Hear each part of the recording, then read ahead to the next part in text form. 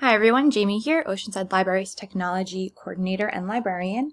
In the first OverDrive video, we went over how to log into OverDrive through your web browser with your library card and how to search. In the second video, we went over how to borrow items, place a hold on items, and how to open those borrowed items in either your web browser or on your Kindle.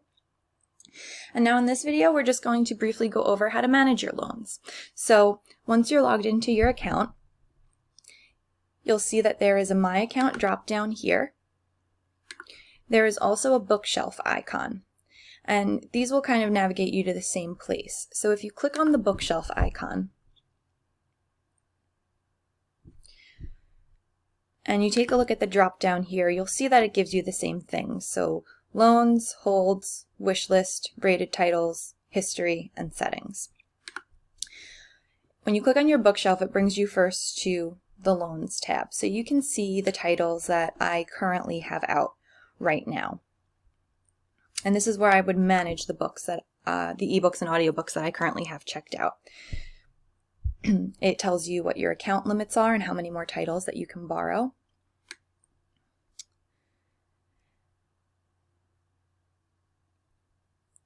And you'll see that I have the option to return the book. So here, if you're finished with your book before the loan period has expired, you're done with it, you want to be, there's a wait list, you want the next person to be able to get it, you would just come to your loans page and you would click on the return button.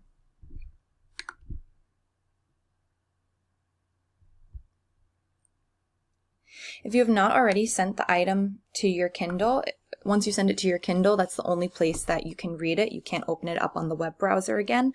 But if you are reading in your web browser and you want to open a book back up again, this is where you would do it. You would come to your loans page and you would click on Read Now in Browser, and it would open your book back up for you.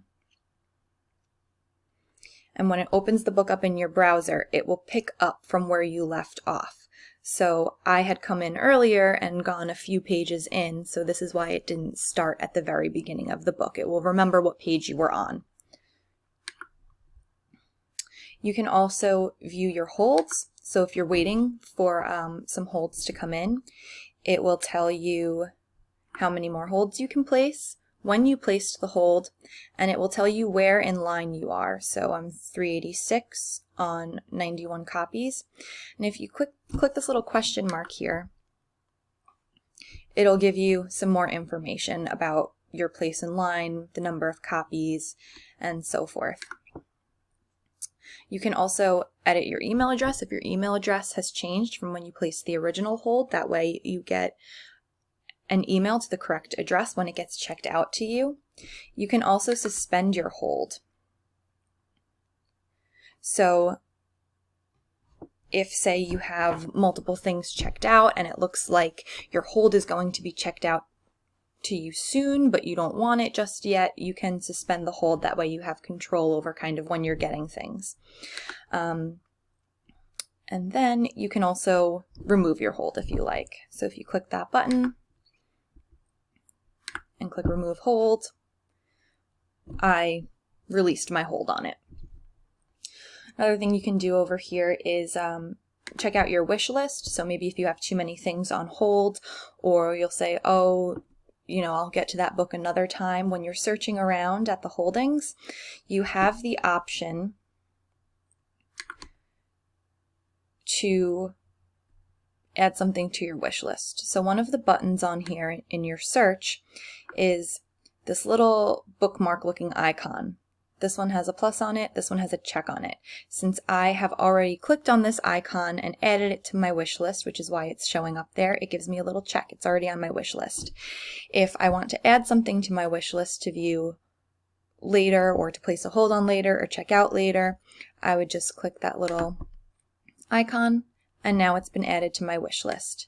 And if I go back to my bookshelf and I go back to my wish list, it shows me that title on my wish list now too.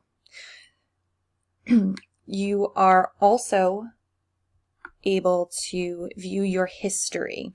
So it will save your history. It'll show you what you borrowed, when you borrowed it, if you gave it a star rating, and some details on that. And if you don't want it to save your history, you can always go into your settings. In your settings here, you can adjust your automatic lending periods, and this checkbox that says history right here, if you don't want it to save your history, you would just uncheck it.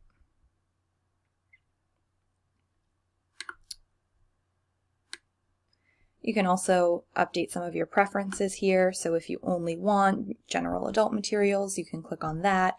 And also on display options. So you can turn on, if you have visual impairments, you can turn on high contrast mode for the website, which will give you that.